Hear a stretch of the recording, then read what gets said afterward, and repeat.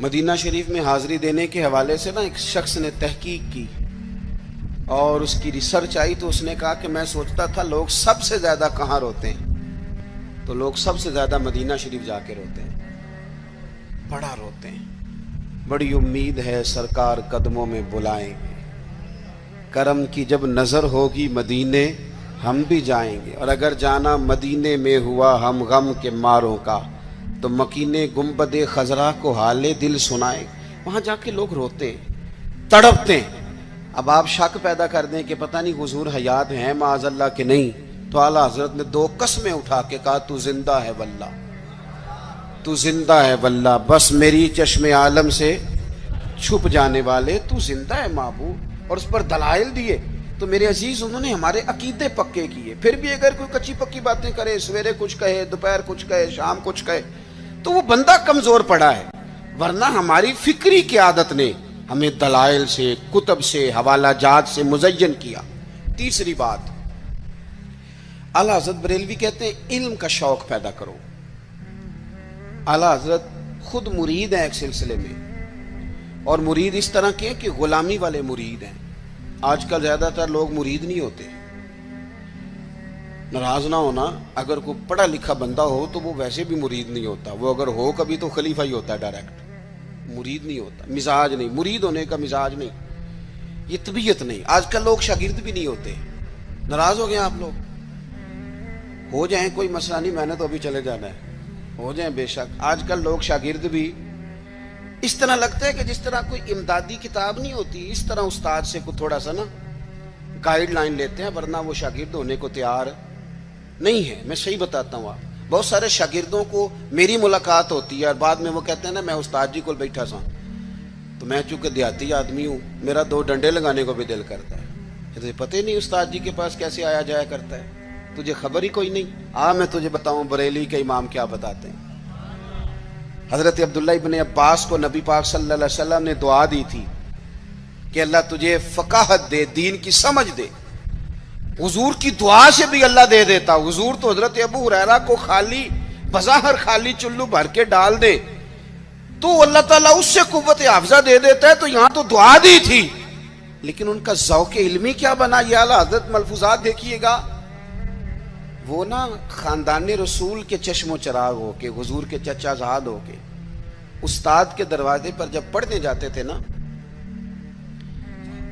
تو جا کے دروازے پہ دستک نہیں دیتے تھے، کہتے میں اپنے استاد کے دروازے پر کبھی حضرت ابی بن کعب کے پاس جاتا رضی اللہ تعالیٰ عنہ، کبھی حضرت زید بن ثابت کے پاس جاتا، میں جا کے باہر دروازے پہ بیٹھ جاتا، دستک نہیں دیتا تھا، ٹیلی فون نہیں کرتا تھا کہ پیر صاحب میں پہنچ گیا جی، ہار لے کے باہر آ جاؤ، باقاعدہ مرید صاحب آ گئے جلدی کر لیں، استاد جی میں کب سے باہر کھڑا ہوں، یہ انداز نہیں۔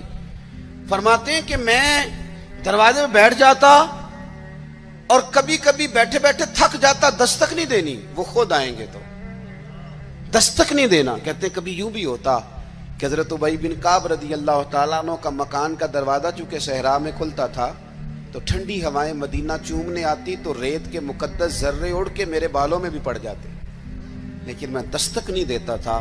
استاذ مردی سے باہر آتے تھے اور جب وہ آ جاتے تو پھر میں جھولی پھیلا کے کہتا میں آپ سے رسول پاک کی حدیثیں سننے آیا۔ اعلیٰ حضرت فرماتے ایک دن گھوڑے پہ بیٹھ کے حضرت زید بن ثابت آ رہے تھے تو ضرورت کوئی نہیں تھی کیونکہ انہوں نے لگام تھامی ہے، گھوڑا چل رہا ہے، لیکن یہ بتانے کے لیے کہ میں شاگرد ہوں، یہ بتانے۔ میں کبھی اتنا مصروف نہیں تھا زندگی میں جب آج کل اتنا مصروف ہوا ہوں۔ کل میں نے ظہر کے بعد اسلام آباد سے کوئی 1 گھنٹہ اوپر پہاڑیوں پہ تھا میں، اور آج میں ظہر کے بعد آپ کے پاس ہوں، ابھی مجھے گوجرا جانا ہے اور پھر رات کو وہاں سے واپس لوٹنا ہے، اور کل ظہر کے بعد مجھے خانے وال پہنچنا ہے۔ کئی دفعہ ایک پیر اٹھاتا ہوں تو اٹھایا نہیں جاتا، گاڑی میں بیٹھے بیٹھے حد ہو جاتی، اور اس کے باوجود لوگ روزانہ 25-30 لوگ ہم سے ناراض ہوتے ہیں کہ ان وڈے ہو گئے وہ ٹائم ہی نہیں دیندے، اس کے باوجود یہ حال۔ کبھی کبھی کچھ چیزیں مزہ دیتی ہیں۔ میں نے ایک وعدہ کیا ہوا تھا، لاہور میں کسی سے میں نے جانا تھا تو میرے استاد صاحب کا فون آ گیا، فرمان لگے کتنے میں، او شاگردو ترس جاؤ گے نوازوں کو، یہ 2-4 جو رہ گئی ہیں ان کی قدر کرو. کتنے میں بھائی؟ میں عرض کی تھی حضور میں کہا رہا ہوں. فرمان لگے پرسوں پنڈی جانا ہی. تو میں نے چونکہ لاہور وعدہ کیا ہوا تھا, میں کہ حضور میں ذرا اتنے کی کام میں پرسوں پنڈی کی مصروفیت ہے, تو میرے استاذ ہیں اور یہ بات انہوں نے کی تو میرا قد بڑا ہوا. فرمان لگے تینوں وضاحت دینا میں ضروری نہیں سمجھتا, تو پرسوں سویرے 9 بجے تیار ہو کے سڑک تے آویں جانا ہے. بڑے لوگ دعوت دیتے ہیں, بڑے لوگ پیغام دیتے ہیں, بڑا پیار کرتے ہیں. آپ یقین کریں مزہ آ گیا بات کا. مجھے جو بندہ پوچھے پنڈی خیر ہے, میں کہا مینوں آپ نہیں پتا. گھر والے پوچھتے پنڈی خیر ہے, میں کہا مزہ بڑا آنا ہے جانے دا, پتہ کوئی نہیں کی کام میں. انہوں نے کہا پرسوں کبھی مزہ بھی تو لو نا, کبھی ذائقہ بھی تو لو نا.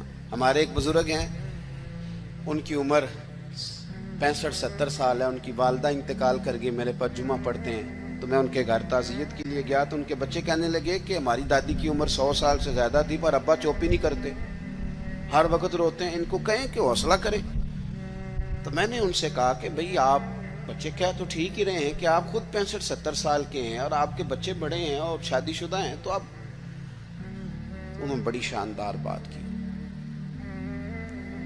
کہنے لگے پیر صاحب اماں جدوں دی گئی ہے میں وڈیرا ہو گیا, میرے بال چٹے نے, میرے 2 پوتے نے, 3 نواسے نے, لیکن جدوں میں گھر آਉਂدا سا تے اماں کہندی سی منڈیا آ گیا ہے, روٹی لے آؤ نا منڈے لئی. فرماتے ہیں یوں لگتا تھا نہیں بال سفید ہوئے ہیں پر میں ہوں ابھی جوان. جب تک آپ کا کو بڑا رہتا ہے آپ طاقتور رہتے ہیں. خود بخود اپنے آپ کو بڑا کرنے کی کوشش نہ کریں, کسی کو بڑا مانے, طاقتور رہیں گے, جان رہے گی, آپ کی پشت پہ کوئی کھڑا رہے گا. اور اگر نکل جاؤ گے چھتڑی سے تو طلباء کرام یاد رکھنا کمزور پڑ جاؤ گے. اگر پشت پہ کوئی ہوتا ہے تو بندہ طاقتور ہوتا ہے. ضرورت نہیں تھی حضرت زید بن ثابت رضی اللہ تعالیٰ عنہ کے گھوڑے کی لگام تھامنے کی, پر اعلیٰ حضرت فرماتے ہیں کہ آگے دوڑ کے, حضرت عبداللہ ابن عباس نے دیکھا نا میرے استاد آگے, دوڑ کے جا کے گھوڑے کی لگام پکڑی. تو حضرت زید بن ثابت کہنے لگے ہو میرے نبی کریم علیہ السلام کے چچا کے بیٹے یہ آپ کیا کر رہے ہیں؟ تو کہنے لگے ہمیں بتایا گیا ہے. لفظ دیکھنا ملفوظات شریف میں اعلیٰ حضرت نے لکھے, ہمیں بتایا گیا ہے کہ علماء کا احترام کرنا. جب انہوں نے یہ کہا تو حضرت زید بن ثابت گھوڑے سے نیچے اتر آئے, اور نیچے اتر کے حضرت عبداللہ ابن عباس ان کے شاگرد تھے, ان کے ہاتھ چوم لیے. انہوں نے کہا جناب آپ یہ کیا کر رہے ہیں؟ فرمانے لگے ہمیں بھی بتایا گیا ہے کہ خاندان رسول کا احترام کرنا ہے, ہمیں بھی یہ سبق دیا گیا.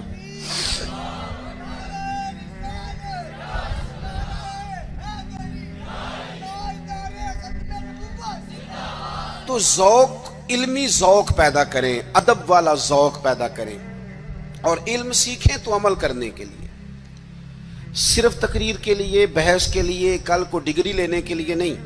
آپ علم اس لیے سیکھیں, جب نا علم خالی تقریر بن جاتا ہے نا, اور علم خالی تدریس بن جاتا ہے, پھر وہ اس طرح کا بھی بعض اوقات معاملہ بنتا ہے کہ عارف رومی کہتے ہیں کہ اگر تو صرف لفظ تجھے یاد ہے اور تو عمل نہیں نہ کرتا تو یہ لفظ تو طوطے کو بھی رٹا دیا جائیں گا تو وہ بھی رٹ لے گا, تیرا اور اس کا کیا فرق ہوگا.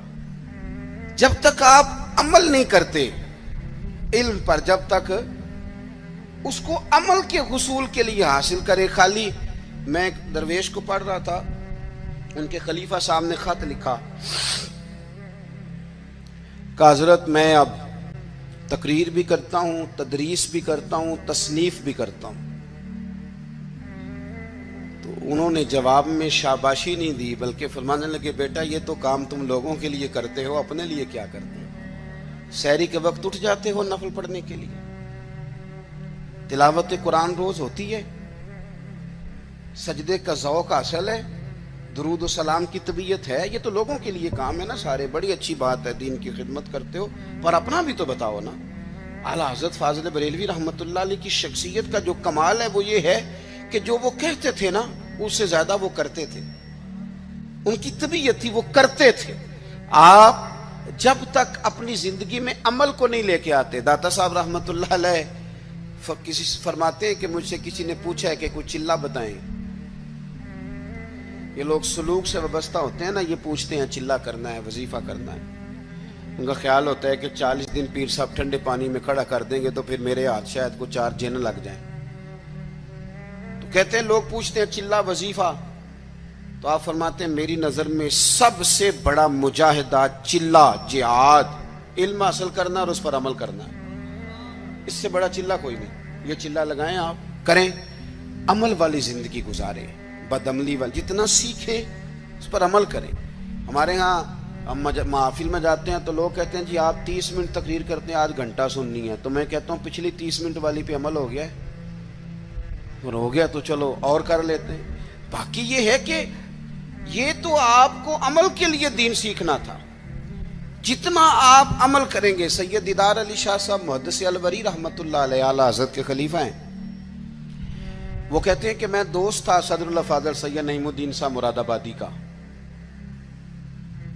میں چونکہ دوست تھا تو سید صاحب اعلیٰ حضرت کی بڑے عقیدت مند تھے, تو اکثر وہ کہتے ہیں میں نے بریلی شریف جانا ہے. تو ایک دن میں پہنچ گیا مراد آباد, تو انہوں نے سامان باندھا ہوا تھا بریلی شریف جانے کے لیے. میں بھی پہنچ گیا تو کہنے لگے یار میری تو ٹکٹ ہے ٹرین کی, میں تو بریلی شریف جا رہا ہوں. تو کہنے لگے یار آپ ہر وقت وہیں جاتے رہتے ہیں, میں ملنے آیا تھا. تو کہتے ہیں مجھے کہنے لگے حضرت صدر اللہ فاضل سید دیدار علی شاہ صاحب سے کہ چل آپ تمہیں بھی لے چلوں, دونوں سادات ہیں, دونوں دوست ہیں. کہنے لگے میں نے نہیں جانا, سنا ہے وہ طبیعت کے ذات کے پٹھان ہیں تو طبیعت کے سخت ہیں, میں نہیں جاتا. کہتے ہیں انہوں نے میرا ذہن بھی بنایا, کوشش بھی کی, ذہن سازی کی, خیر میں تیار ہو گیا. جب ہم بریلی شریف پہنچے تو عصر کی نماز کی آخری رکعت چل رہی تھی. تو فاضل بریلوی کی طرف اشارہ کر کے کہنے لگے وہ دیکھو اعلیٰ حضرت بھی صف میں ہیں. تو مجھے کہنے لگے میرا وضو ہے. صدر اللہ فاضل بھی نماز میں شامل ہو گئے, میں نے وضو کرنا تھا. کنویں پہ ایک طالب علم مدرسے کا پانی نکالے وضو کے لیے تیار تھا, میں نے جلدی سے پانی آگے بڑھ کے لیا. تو مجھے کہنے لگا بابا جی پہلے پوچھ تو لیں. تو میں نے کہا شاید کسی طالب علم کی ڈیوٹی ہے, کیونکہ آپ کو پتہ ہے اللہ خیر کرے کچھ لوگوں نے مدرسے بنائے ہی اس لیے ہیں کہ طالب علم نوکری کریں گے. اللہ اکبر, اتنا کام کرایا جاتا ہے معاذ اللہ. اگر ان سے کہا جائے کہ آپ کا شہزادہ نور بھی باہر نکلے. میں نے تو اب دوستوں سے کہا تقوی کا معیار بھی بدل دو. پہلے کہتے تھے نا جی ہم نے کبھی مدرسے کی روٹی نہیں کھائی. میرے خیال میں تقوی یہ ہے کہ کھایا ہی مدرسے کی کرو, پتہ چلے بچے بیچارے کیا کھاتے ہیں, یہی کھاؤ تاکہ تمہیں سمجھ آئے. آپ یہ اپنے مزاج بدل کے دیکھیں کہ یہ اگر تو آپ اور آپ کے بچے بھی کھا سکتے ہیں تو ٹھیک ہے. پھر یہ کون سا معیار ہے بھائی؟ آپ کہتے ہیں میں نے کبھی کھائی نہیں, وہ کھانے والی ہے ہی نہیں. وہ آپ کے کھانے والی ہوتی تو ضرور کھاتے, اللہ ماشاءاللہ. آمدام برسر مطلب فرماتے ہیں طالب علم سے کہا پانی, تو کہنے لگا جی نہیں میں, آپ نے پوچھا نہیں. تو میں نے کہا چلو اجازت دے دو. تو کہنے لگے حضرت صاحب میں نابالغ ہوں, اپنی مرضی سے بھی اپنی چیز کسی کو نہیں دے سکتا. کہتے ہیں مجھ پہ چوٹ لگی. میں نے کہا یہاں علم نہیں پڑھایا جاتا, علم کا فیض بھی دیا جاتا ہے. یہ انداز